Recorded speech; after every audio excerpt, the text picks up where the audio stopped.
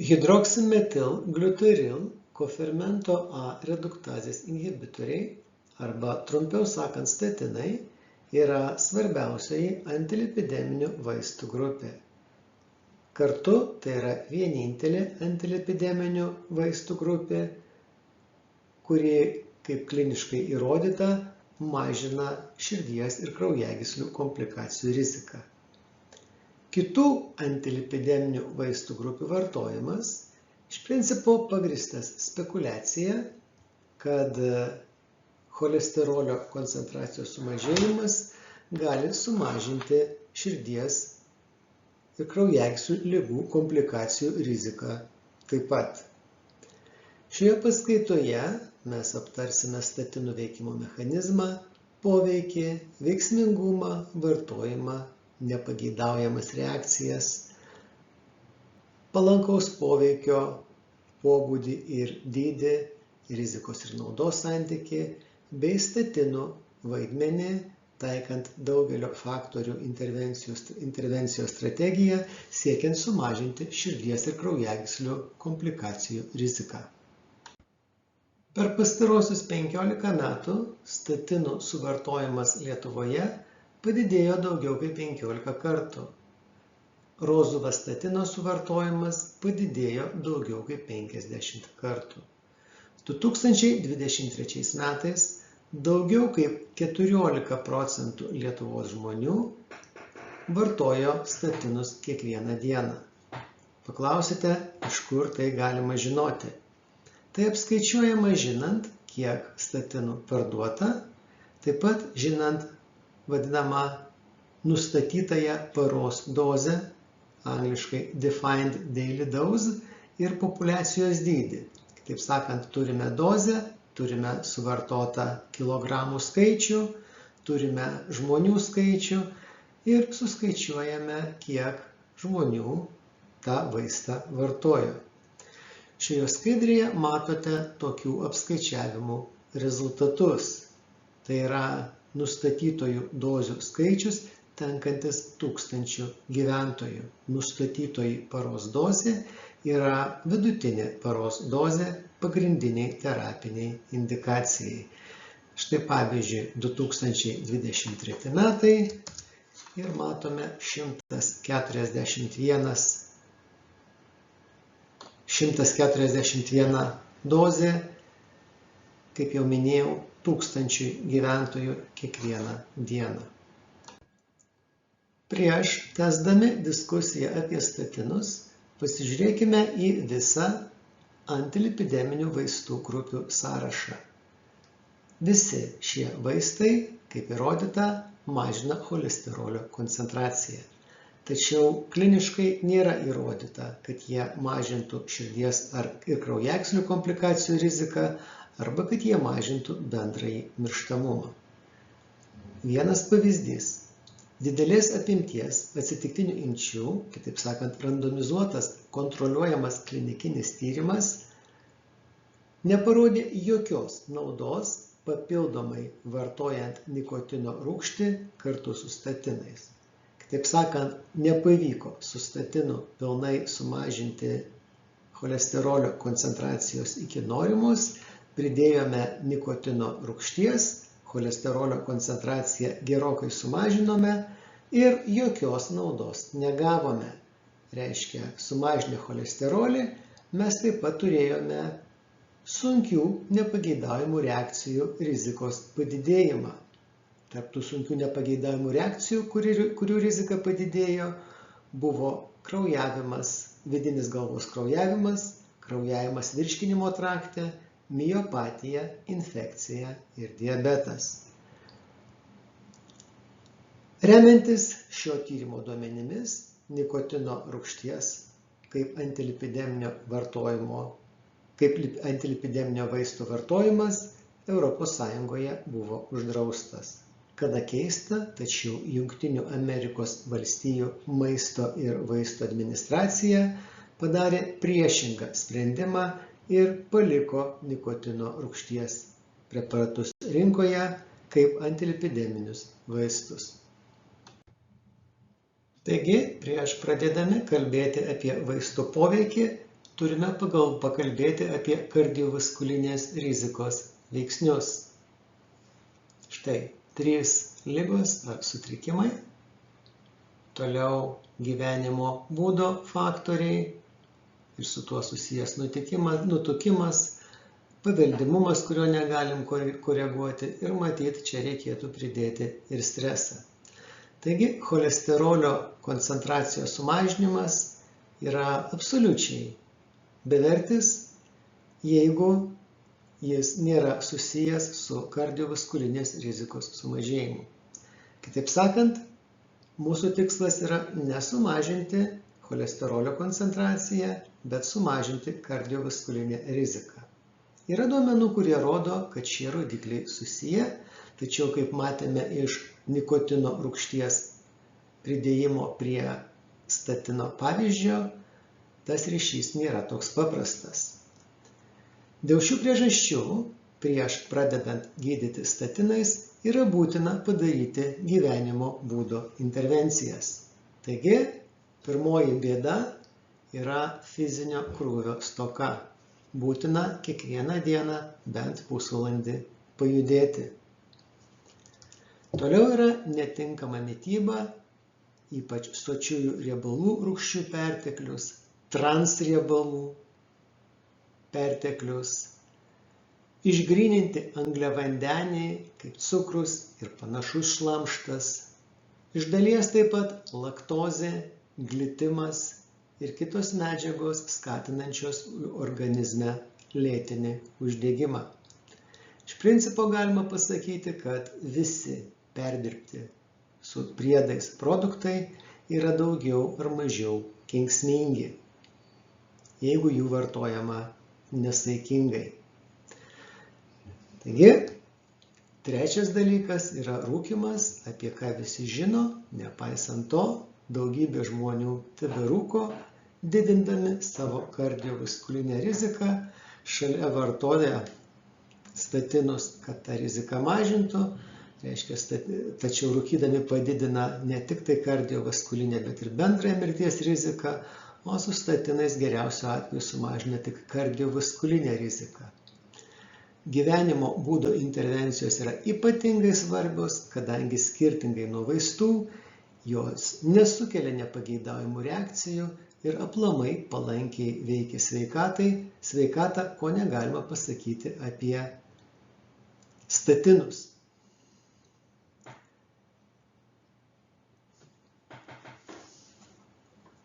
Ir toliau dar svarbu pažymėti, kad štai šitos 3 gyvenimo būdo intervencijos, tai yra fizinio krūvio koregavimas, mitybos koregavimas ir rūkymo atsikratymas, leidžia koreguoti ir kitus, beveik visus šioje lentelėje surašytus rizikos faktorius. Iš tikrųjų, tiek lipidų koncentracija, tiek hipertenzija, tiek antro tipo diabetą, tiek nutukimą galima gerokai reguliuoti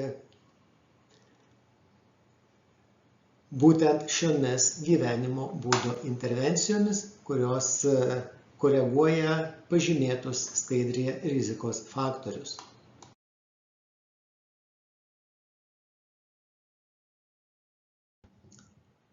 Ir paskutinė skaidrė, kuri artimesnė visuomenės sveikatai, bet ne farmakologijai. Taigi, tam, kad nuspręsti, ar būtina intervencija siekiant sumažinti kardiovaskulinę riziką, pirmiausiai yra būtina tą riziką įvertinti. Tam yra įvairiausi metodai ir čia pateikiamas pavyzdys iš Britų nacionalinio formuliaro. Čia yra nomogramos, kurios leidžia įvertinti, apskaičiuoti maždaug sunkių kardiovaskulinių komplikacijų riziką per artimiausius 10 metų. Žalia spalva ta rizika yra mažesnė kaip 10%, oranžinė nuo 10 iki 20 ir taip toliau. Taigi, tam, kad įvertinti tą riziką, mes turime žinoti lytį, amžių, sistolinį kraujospūdį, ar žmogus rūko, ar serga diabetu, bendrą cholesterolio koncentraciją ir didelio tankio lipoproteinų cholesterolio koncentraciją. Prieš pradėdami kalbėti apie statinus, pažiūrėkime į lipoproteinų metabolizmą, taigi biochemiją. Lipidai yra hidrofobiniai. Tai reiškia, netirpsta plazmoje, netirpsta vandenyje, todėl cirkuliuoja prisijungę prie baltymų, kurie vadinami apolipoproteinais. Cholesterolį perneša MTL, angliškai Low Density Lipoproteins, lietuviškai mažo tankio lipoproteinai. Mažo tankio lipoproteinai įeina į ląsteles endocitozės būdu ir ten naudojami ląstelių membranų, kalcitrijolio ir steroidinių hormonų sintezei. Cholesterolio perteklius sukelia aterosklerozinių plokštelių formavimas. Cholesterolį gali eliminuoti tik hepatocitai, kadangi jie jį naudoja tulžies rūgščių sintezei. Pasižiūrėkime į lipoproteinų metabolizmo kelius. Taigi pirmiausiai turime štai plonojoje žarnoje augantį chilomikroną. Žarnų mukoza sekretuoja chilomikronus turinčius daug trigliceridų. Štai chilomikronas ir jame trigliceridai pavaizduoti geltonai, cholesterolis ir jo esteriai viduryje rudai ir galiausiai baltymai ir fosfolipidai išorėje mėlynai. Taigi, chilomikronai ir labai mažo tankio lipoproteinai, kuriuos sekretuoja kepenys, jie cirkuliuoja kraujyje ir galiausiai patenka į kapiliarus. Kapiliaruose lipoprotein lipazė atskiria nuo jų laisvasias riebalų rūgštis. Reiškia, šitie chilomikronai ir labai mažo tankio lipoproteinai yra. Iš chilomikronų susidaro štai chilomikronų liekanos, o iš labai mažo tankio lipoproteinų susidaro vidutinio tankio lipoproteinai. Reiškia, kai netenka trigliceridų, vidutinio tankio lipoproteinai vėliau plazmoje virsta mažo tankio lipoproteinais. Ir čia kartoju, mažo tankio lipoproteinai yra reikalingi, nes patenka į ekstrahepatinius audinius, kur jie naudojami kalcitrijolio, ląstelių membranų ir steroidinių hormonų biosintezei. Kai mums rašo, kad apatinė mažo tankio lipoproteinų cholesterolio koncentracijos apatinė riba yra 0, tai reikia pasakyti, kad tokia riba neturi nieko bendro su medicina ir tai yra didžiulė nesąmonė. Kiekvienas biologinis rodiklis turi būti tam tikrose ribose, tiek per didelė, tiek per maža vertė yra pavojingos. Taip pat prisimename, kad vienintelis organas, kuris gali šalinti cholesterolį, yra kepenys, kadangi jos naudoja cholesterolį tulžies rūgščių gamybai, jos paskui patenka į žarnyną. Cholesterolio perteklius dalyvauja formuojantis aterosklerozinėms plokštelėms, ypač kai yra uždegimas. Ir tai yra antilipideminių vaistų vartojimo pagrindas. Mažo tankio lipoproteinų koncentracija yra susijusi su kardiovaskulinė rizika, bet tas ryšys nėra toks paprastas, kaip daugeliui atrodo. Ir kepenys yra statinų organas taikinys, reiškia statinais veikiamos kepenys, su tikslu pagreitinti cholesterolio eliminaciją. Statinų veikimo mechanizmas. Statinai slopina fermentą hidroksimetilgliutaril kofermento A reduktazę. Hidroksimetilgliutaril kofermento A reduktazė katalizuoja kritinį cholesterolio sintezės etapą, tai yra mevalonų rūgšties sintezę. Sumažėjus mevalonų rūgšties sintezei mažiau susidaro cholesterolio. Mažiau susidarius cholesterolio, kepenų ląstelės mėgina jos gauti. Tam stimuliuojama matricinės RNR sintezė ant DNR. Ta mRNR nukeliauja į ribosomas ir informacija iš mRNR transliuojama, vyksta transliacija, sintezuojami baltymai, kurie yra mažo tankio lipoproteinų receptoriai.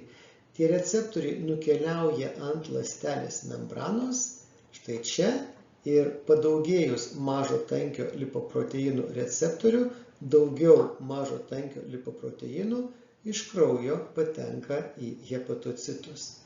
Ir dar yra papildomas mechanizmas, sumažėjus cholesterolio koncentracijai hepatocituose, sumažėja labai mažo tankio lipoproteinų sekrecija. O mesgi gerai prisimename, kad mažo tankio lipoproteinai susidaro iš labai mažo tankio lipoproteinų ir šis procesas vyksta plazmoje. Toliau statino poveikio laboratoriniams rodikliams ir farmakokinetikos palyginimas. Iš tikrųjų, čia neverta daug ko dėti į galvą, tačiau ši lentelė paaiškina, kodėl šiuo metu daugiausiai suvartojama yra atorvastatino ir rozuvastatino. Iš tikrųjų, nėra jokių klinikinių įrodymų, kad jie būtų veiksmingesni, tačiau yra laboratoriniai įrodymai, kurie rodo, kad jie veiksmingiau mažina mažo tankio lipoproteinų cholesterolio koncentraciją serume. Čia pat reikia pasakyti dvi pastabas, kad mažo tankio lipoproteinų koncentracijos sumažėjimas nėra vienintelis statino veikimo mechanizmas, jam yra svarbus ir kiti mechanizmai. Galimai tai yra sisteminio uždegimo, oksidacinio streso sumažėjimas ir galiausiai kraujagyslių uždegimo susilpnėjimas. Pažymėtina, kad išeminės širdies ligos komplikacijų rizika sumažėja anksčiau, negu pakinta arterijose aterosklerozinių plokštelių struktūra, kas leidžia manyti, kad uždegimo sumažėjimas turi reikšmės ir dar pažymėtina, kad yra duomenų, kad kai kuriais atvejais kardiovaskulinė rizika sumažėja netgi tiems žmonėms, kurie vartoja statinus, nors jų koncentracija kraujyje yra, nors mažo tankio lipoproteinų koncentracija kraujyje yra normali. Ypatingai svarbu pažymėti, kad statinų negalima vartoti nėščioms ir žindančioms moteriams, kadangi vaisiaus ar kūdikio organizme formuojasi ląstelių membranos, gaminami steroidiniai hormonai, gaminasi kalcitriolis, visos tos medžiagos absoliučiai būtinos vystymuisi, statinai yra teratogeniški ir dėl šios priežasties nėščiosioms ir žindyvėms jų vartoti kategoriškai negalima. Toliau statinų vartojimas. Statinai vartojami pirminiai hipercholesterolemijai ar mišriai hiperlipidemijai gydyti, dietos poveikiui papildyti, kitaip sakant, tai yra įgimtos ligos, kurios lemia padidėjusią cholesterolio koncentraciją ir padidėjusią kardiovaskulinę riziką suaugusiems ir vaikams nuo 10 metų, jeigu dieta ir kitos nefarmakologinės priemonės nepakankamai veiksmingos. Matome, kiek Lietuvoje priregistruota statinų preparatų. Ir antroji indikacija yra kardiovaskulinių komplikacijų profilaktika suaugusiesiems, turintiems didelę pirmosios komplikacijos riziką. Vėlgi, kitų rizikos veiksnių koregavimo poveikiui papildyti, apie kitus rizikos veiksnius mes gerokai pasišnekėjome paskaitos pradžioje. Taigi,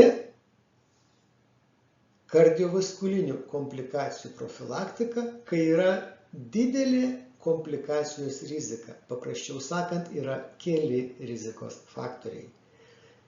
Vien padidėjusi cholesterolio koncentracija nėra registruota indikacija statinams vartoti ir jų skirimas vien dėl padidėjusios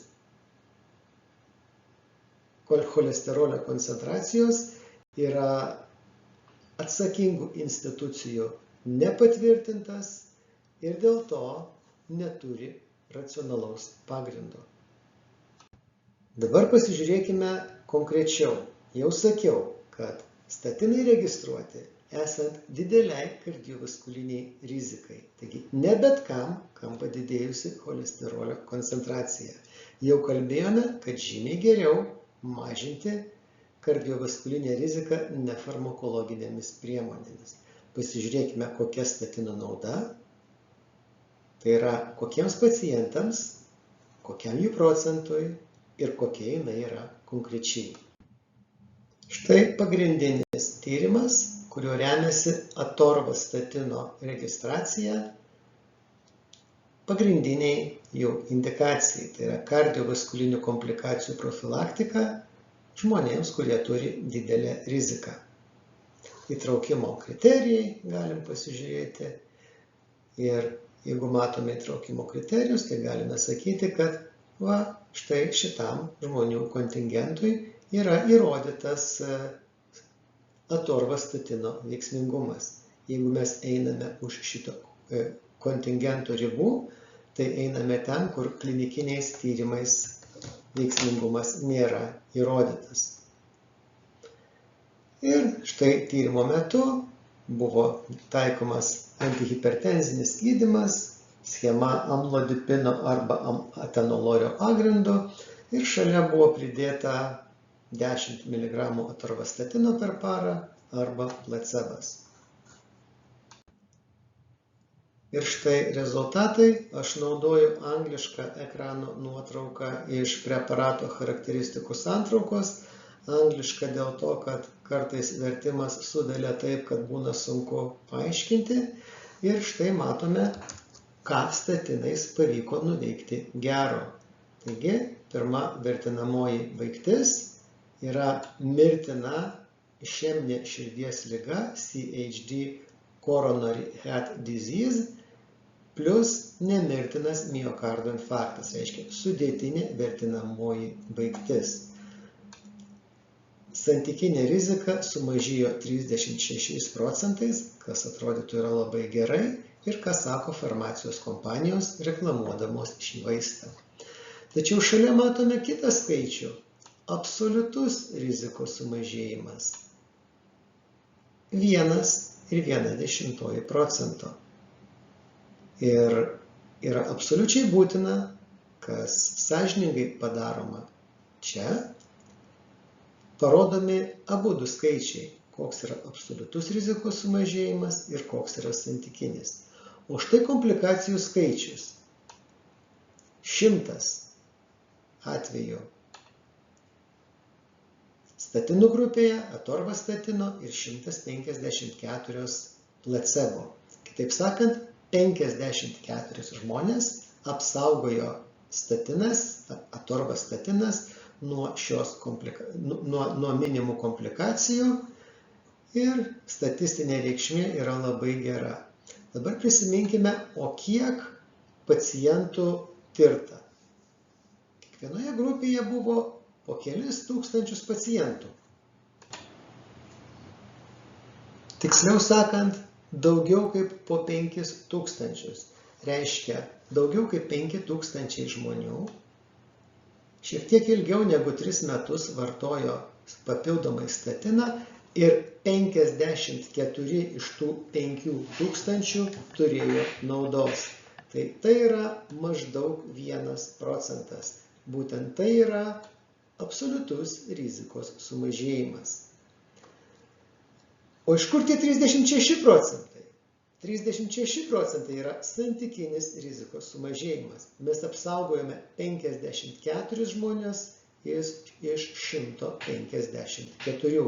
Reiškia, kai skaičiuojam absoliutų rizikos sumažėjimą, skaičiuojam visus, kai skaičiuojam santykinį, tai skaičiuojame tik tuos žmonės, kurie būtų patyrę komplikaciją be intervencijos.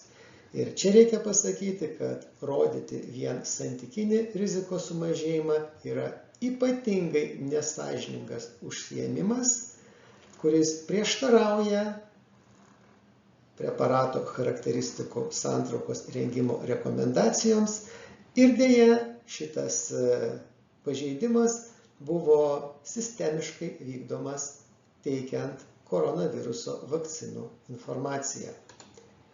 Žemiau atitinkamai apskaičiuota visų kardiovaskulinių komplikacijų ir poreikio atlikti revaskuliarizaciją, rizikos sumažėjimas ir apačioje visų išeminės širdies ligos komplikacijų rizikos sumažėjimas. Į ką norėčiau atkreipti dėmesį, įrodytas kardiovaskulinių komplikacijų rizikos sumažėjimas, bet bendras mirties rizikos sumažėjimas šio tyrimo metu nebuvo įrodytas. Štai čia matome, kad nei bendrasis mirštamumas, nei mirštamumas nuo kardiovaskulinių ligų reikšmingai nesumažėjo. Skaičiai šiek tiek palankesni atorvastatino grupėje, bet statistiškai skirtumas nereikšmingas, išvadų daryti negalima. Ypatingai gąsdinanti eilutė yra antroji. Palankus poveikis nustatytas tik vyrams. Moterims jokios naudos nenustatyta. Dar daugiau, atorvastatino grupėje moterų mirė daugiau negu placebo grupėje, tačiau skirtumas statistiškai nereikšmingas. Šitas dėja ignoruojama ir šiti vaistai skiriami tik moteriams, galvojant, kad poveikis panašus kaip vyrams ir ignoruojant su lytimi susijusius skirtumus. Toliau dar vienas reikšmingas dalykas. Reiškia pagrindinės vertinamosios baigties, kuri yra sudėtinė baigtis, mirtis nuo išeminės širdies ligos plus nemirtinas infarktas, taigi šios baigties atvejų skaičius, vartojant atorvastatiną reikšmingai sumažėjo tiems žmonėms, kurie hipertenzijai gydyti vartojo amlodipiną, reiškia prie amlodipino pridėjom atorvastatiną, gerai. Bet tiems, kurie vartojo atenololį, jokia nauda neįrodyta. Ir remiantis štai šiais duomenimis ir žinant, kad remiantis šiuo tyrimu vartojamas atorvastatinas, reikia pasakyti, kad tik tam tikra dalimi atveju, tam tikrai daliai pacientų, atorvastatino vartojimas yra moksliškai pagrįstas duomenimis, kurie pateikti registruojant šitokį vartojimą. Ir belieka pažymėti svarbiausias nepageidaujamas reakcijas į vaistą. Tai yra mialgija, miopatija, kitaip sakant, raumenų pažeidimai ir sunkiausiais atvejais rabdomiolizė, skersaruožių raumenų irimas. Yrant skersarūžiams raumenims į kraują patenka mioglobinas, kuris gali užkimšti inkstų kanalėlius ir sukelti ūminį inkstų nepakankamumą. Laimė tai būna retais atvejais. Surašyta žemiau, kas didina šios komplikacijos riziką, tai yra inkstų nepakankamumas, vitamino D stoka, hipotirozė, senyvas amžius, moteriška lytis, raumenų nepageidavimų reakcijų riziką didinantis vaistai, tokie kaip priešgrybeliniai azolai, proteazės inhibitoriai, ciklosporinas, eritromicinas, genfibrozilis ir CYP450-3A4 inhibitoriai. Dažna komplikacija yra antro tipo diabetas. Taigi statinai padidina riziką susirgti antro tipo diabetu. Žinome, kad kontingentas, kuriam reikalingi statinai, jau ir taip turi padidėjusią riziką. Ir tas padidėjimas yra gana ryškus. Maždaug vertinama, kad tikimybė per tuos keletą metų, kol atliktas tyrimas, kol buvo atliekami statinų tyrimai, ta tikimybė susirgti per tą laiką kardiovaskulinė liga yra 2-3 procentai, tai statinai prideda dar 0,5%. Ir pagaliau yra kepenų pažeidimas, retais atvejais gali ištikti kepenų nepakankamumas. Ir tai yra viskas. Dėkoju už dėmesį ir kviečiu kiekvieną kartą pagalvoti prieš skiriant vaistą arba galvojant, kodėl jisai paskirtas, pasižiūrėti, kokiais tyrimais tas vartojimas yra pagrįstas.